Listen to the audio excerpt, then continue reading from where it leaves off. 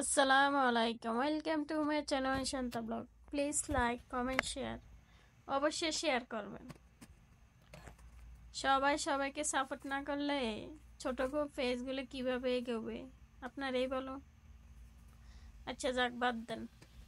মানুষের রোদে ডিমবাজি করতে দেখছেন অনেক ভিডিওতে। তো আজকে আমি ডিমবাজি করব না, আজকে আমি রোদে দই বসাবো। শুনছেন? তো চলেন রোদে দই বসাই। আমরা তো সচরাচর রাতকে দই বসাই কম্বল খেতা জাগ দিয়ে। জাগ দেয়া হয় কেন? গরমে যাতে দইটা বসে। তো আমি আজকে চিন্তা করলাম যে এখানে জাগ দিয়ে গরমে দই বসা হবে, তো রোদে বসাই, দেখি কি হয়। তো প্রথম রোদে বসাবো দই। তো আমি আগে ক্যারামেলটা করে নিছি, ক্যারামেল করে ঠান্ডা দুধ দিয়ে দিছি। এখন আস্তে আস্তে জল দেবো, সাথে আরও চিনি মেশাবো, পরিমাণ মতন মিষ্টি দেব। যে যেমন মিষ্টি খায় তেমন। কম বেশ সব মহিলারা এখন দই বসাইতে পারে।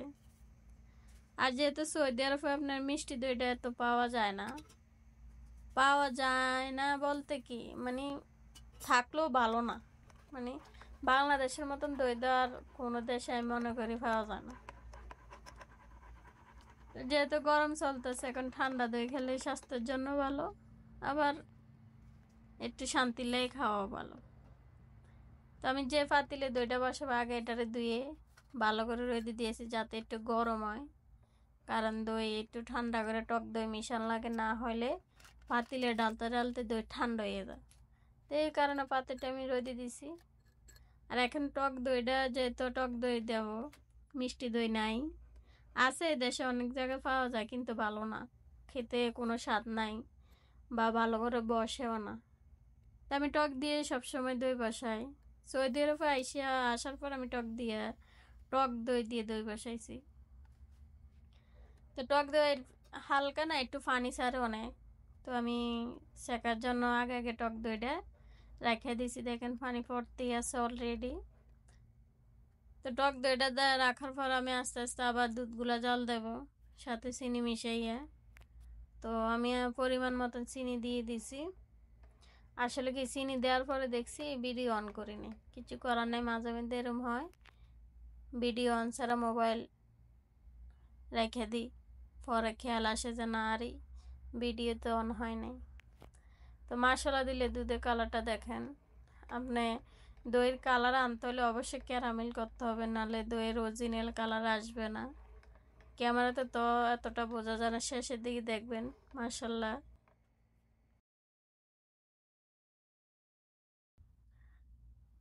তো দুধ জাল দেওয়া শেষ।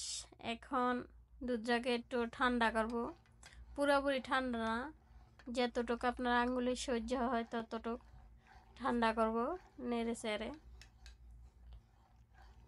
তো দুধ ঠান্ডা হয়ে ফাঁকে আমি যেটা টক দই সেকে রাখছি ওইটাকে দেখি পানি জড়া পড়লে এখন এটাকে একটু মিক্স করব, কারণ টক দই পুরো এভাবে মেশানো যাবে না। এটাকে চামিচ দিয়ে ভালোভাবে নেড়ে চেড়ে একবার মিহিন করে ফেলবো, যাতে টক দইটা ছাকা ছাকা না থাকে। এইসব টক দই আবার মিশাতে গেলে দুধের সাথে হালকা বেশি গরম হলে চাকা চাকা হয়ে যায়, মিশতে চায় না। তো এই জন্য এটাকে অনেকবার নেড়ে চেড়ে মিশিয়ে নেবে, যাতে সুন্দরভাবে আমার যে দুধ জাল দিছে ওটার সাথে মিশিয়ে দেয়। দেখেন কতটুক মিক্স করছি। এভাবে মিক্স না করলেও চলবো, কিন্তু এরপরে করাটা ভালো। তা আমি দুধ দেখলাম যে না পরিমাণ মতন গরম হয়েছে, এখন টক দই মিশান যাবে। তো আমি রোদে দেওয়া পাতিলটা নিয়ে আসলাম, এনে পাতিলে আগে টক দই পুরা পাতিলে উঠে নিচে টক দইটা মিশাবো, একটু লাগিয়ে দেব যাতে দইটা বসতে একটু সহযোগিতা হয়। এমনি একটু ভয় পাইতেছে রোদে দই বসে কি বসে না, বা একটু টেনশনও কাজ করতেছে, যেহেতু প্রথম রোদে বসাইতেছে। আপনারা কে কে এভাবে রোদে দই বসাইছেন অবশ্যই জানাবেন, আবার ভিডিও শেয়ার করবেন। তো এখন আমি টক দইটা মিশিয়ে নিব ভালোভাবে চামচ দিয়ে। দেখেন এরপরও এটা ছাকা ছাকা হয়ে গেছে। যদি আপনাদের দুধের সাথে ভালোভাবে বিষ না খায়, দুধটাকে ছেঁকে নেবেন, ছেঁকলে দুধ আরও সুন্দর হয়ে যাবে। তো আমারটা মিশ হয়ে গেছে তাই ছেঁকে নেই। যত ছেঁকবেন এত দইও মশলা দিলে সুন্দরভাবে বসবে। তো এখন আমি ঢেলে দেব। দুধের কালারটা মাশাআল্লাহ অনেক সুন্দর হয়েছে। এ হড়া দিয়ে গোড়া দিয়ে এখন আমি রোদে নিয়ে যাব।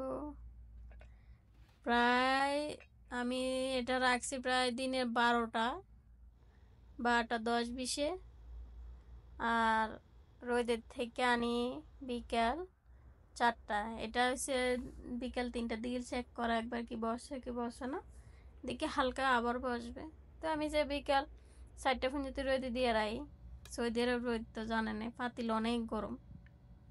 এরপরে ফ্রিজে রাখার পর সন্ধ্যা টাইমে দুজনে মিলে নাস্তা করলাম দই আর মুড়ি দিয়ে। দেখেন মাশাল্লাহ, সবাই মাশাল্লাহ বলবেন, অনেক সুন্দর হয়েছে, আবার অনেক স্বাদ হয়েছে।